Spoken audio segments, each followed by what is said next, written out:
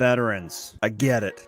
You are used to being formal. You're used to formalities, customs, and courtesies. Sir and ma'am. Those things are engraved into your DNA. There's no problem with that. There's no problem with being respectful, with being courteous. Nothing. It's just not normal in the civilian workplace, and that's the truth. You don't drop it, it could harm your career. Who would have thought that customs and courtesies, that being polite and respectful the way that you were taught, if you grew up in a sir or ma'am culture, or the way you were taught in the military and had that drilled into you, who would have thought that that could actually harm your career? It's true. If you don't believe me, stick around. I'm gonna start with a story. So my first post-military job, I called everyone sir or ma'am, everybody. And even when they would laugh at me and roll their eyes, military guy, and they'd say, oh, you don't have to call me sir, I would continue. I couldn't stop. I couldn't help it. Or at least I felt as if I could not help myself. What I didn't realize at the time was that my extreme formality, it put a barrier between myself and my colleagues, my potential colleagues. And instead of being seen as respectful, they viewed me as other, different, outside, weird, unrelatable. I used that kind of over-the-top, respectful customs and courteous verbiage and language to try to be as respectful as I could possibly be. It made sense to me. Like, I want to show these guys what true professionalism is, but it just weirded people out, and I didn't get it.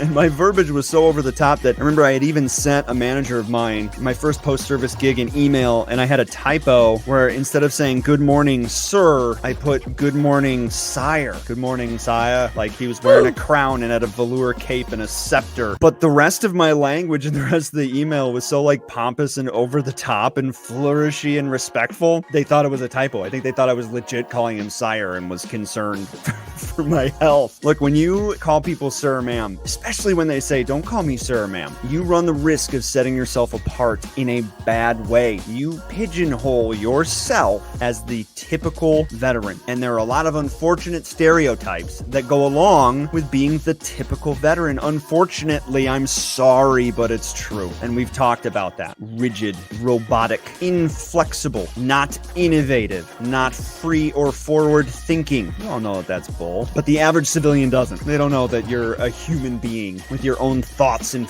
don't even get me started on that. Also, using that over-the-top sir and ma'am stuff can make people feel uncomfortable. I had a boss, I called her ma'am. I had a lot of respect for her. Still do. Real innovator and has done great things in the nonprofit world. But I called her ma'am, and she even said, like, can you stop calling me ma'am? And she said, it makes me feel old. It makes me feel inaccessible. It's not how we talk around here. That was the job where I started making a switch. I started to get it. But that was like my third post-service job, man. That's not the way that you want people to feel. Look, by all means, start off respectful. Start off with sir, ma'am. That's fine. Especially if you grew up in a sir or ma'am culture. A lot of people from the South, you grew up saying sir or ma'am, or your parents had something to say about it. But if you're military, I mean, it's part of who you are. It can be a hard thing for a lot of people to shake. But yeah, if somebody politely tells you, if they say don't do it, don't do it. If they tell you call me John or Jane, you do it. And even that can be disorienting for military type folks. Let me tell you a story. My first enlistment in the Air Force, I was under the Greater Wing of Public Affairs. So me as a A1C, Airman First Class, E3, Senior Airman, E4, I had way too much interaction, me and my team, the team that I was a part of rather, with general flag officers, 1, 2, 3, 4 stars, commanders of Air Mobility Command, MAGCOM commanders, and they would always tell us we would be at their home for an event, and they would say, hey, call me Jack, call me Samantha, and to that I would reply, yes sir, or yes ma'am, and then continue to call them sir or ma'am. When a 4-star general says call me John, you say yes general, I understand sir. You call him John? If you're an enlisted person? Heck no. But in the civilian world, it's different. When the 4-star general of your company says call me Jane or call me John, you call them Jane or you call them John, because that is an invitation from your leadership that puts you on equal footing. It establishes common ground and mutual respect. Don't turn down that opportunity. Turning that down can only push you down. You were hired for a valuable reason. They thought you were professional and competent and confident. You don't have to prove anything by going over the top. Even after somebody asks you to stop, people aren't going to respond to that by saying like, oh boy, look at how respectful he is. He's still calling me something I don't want to be called. Don't misunderstand me. Do your best to not relax lacks your professionalism. You should always be professional, right? I sometimes struggle with not being jokey in a work environment. That's my professionalism barrier. I used to have a problem with negativity. That was my